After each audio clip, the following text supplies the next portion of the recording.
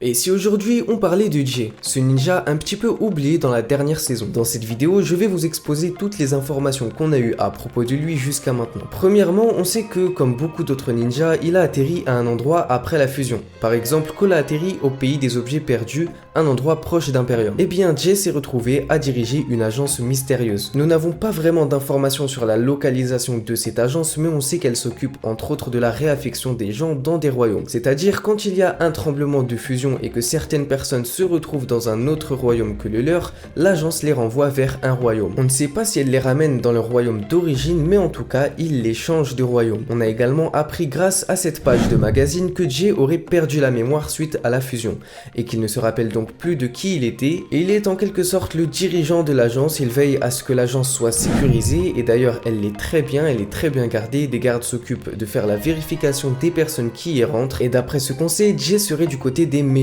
Mais ce qui me laisse sans réponse, c'est que Jay n'a vraiment pas l'air méchant au moment où on le voit. Et le fait que l'agence renvoie les gens dans des royaumes, je n'y vois vraiment pas d'inconvénient. C'est là qu'il nous faut plus d'informations pour vraiment comprendre qu'est-ce que devenu Jay. En fait, nous ne connaissons pas le but réel de l'agence, si vous voulez. Qu'est-ce que cache cette agence? Est-ce que cette agence n'aurait pas volontairement tout fait oublier à Jay pour mieux le manipuler, comme ce qu'a fait Vex à Zane dans le royaume de non-retour? Parce que quand on y pense, Zane était visiblement le grand dirigeant de son royaume, mais en réalité c'était Vex qui était derrière tout ça, même s'il ne se mettait pas vraiment en avant par rapport à Zane. Donc finalement tout est possible, c'est possible que Jay soit un pion dans l'histoire et qu'il y ait un plus grand manager de l'agence. En tout cas, ce que je veux vraiment savoir, c'est qu'est-ce que prévoit Jay, que va-t-il faire de, entre guillemets, méchant, et j'attends son retour en saison 2, parce qu'on a eu une description d'un épisode qui parle de lui que je n'ai pas encore lu et que je ne compte pas lire avant le 23 mars, mais je vais vous la mettre pour ceux qui la veulent.